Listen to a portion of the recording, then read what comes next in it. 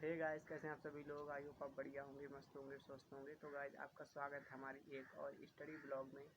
और आज जो है हम जो हमारे पीछे का क्वेश्चन बचा था उसको पूरा करने वाले। तो जल्दी से आप जो है कॉपी और कलम लेके बैठ जाओ, फिर स्टार्ट करते हैं। ठीक है, स्टार्ट करते हैं।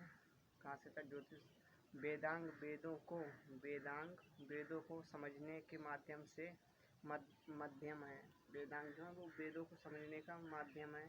सूत्रों के 3 भाग हैं। पहला कल्प सूत्र, ग्रह सूत्र तथा अर्धसूत्र। ठीक है, अर्धसूत्र। रामायण और महाभारत ये दोनों महाकाव्य भी प्राचीन भारत के इतिहास को जानने के मुख्य साक्ष्य माने जाते हैं। इन ग्रंथों के द्वारा दक्षिण भारत में आर्यों का प्रसार, आर्यों व अनार्यों के मध्य संघर्ष, अश्वमेध यज्ञों का आयोजन आदि महत्वपूर्ण विषयों की जानकारी मिलती है। भारतीय ऐतिहासिक कथाओं की सबसे अच्छी व्याख्या पुराणों में प्राप्त होती है। पुराणों की संख्या 18 हैं। इसके रचयिता लोमहर्ष तथा इनके पुत्र उग्रश्रवा माने जाते हैं। इन पुराणों में कलयुग के राजाओं के साथ साथ शिशुनाग, नंद, मौर्य, शुंग और कण्व, आंध्र तथा गुप्त वंश की वंशावलियों की भी उपलब्ध होती हैं। डॉक्टर स्मिथ का मत है, यदि पुराणों को ध्यानपूर्वक पढ़ा जाए तो अत्यंत उच्च कोटि की एवं मूल्यवान सामग्री प्राप्त होती है। मूल्यवान सामग्री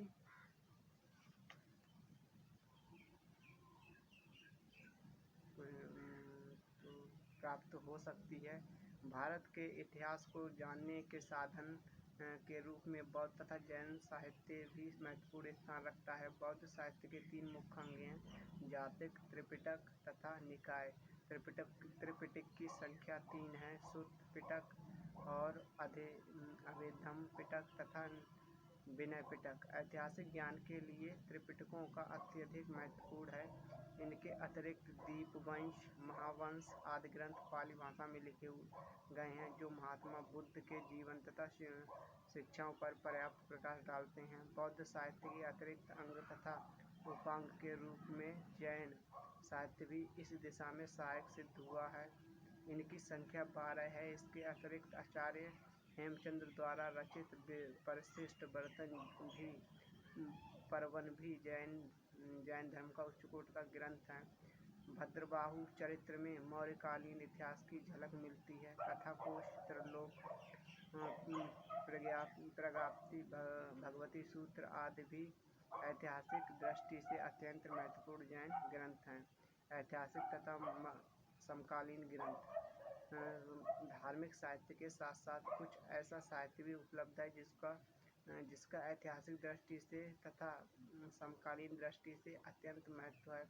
चंद्रगुप्त मौर्य के प्रधानमंत्री कौटिल्य द्वारा लिखा गया अर्थशास्त्र तत्कालीन राजनीतिक व्यवस्था एवं आर्थिक सिद्धांतों को पूर्णतः स्पष्ट करता है। पाणिनि का व्याकरण, पतंजलि का महाभाष्य, कालिदास का मालविकाग्निमित्रम तथा विशाखादत्त का मुद्राराक्षस आदि ग्रंथ भी ऐतिहासिक दृष्टि से महत्वपूर्ण कहे जा सकते हैं।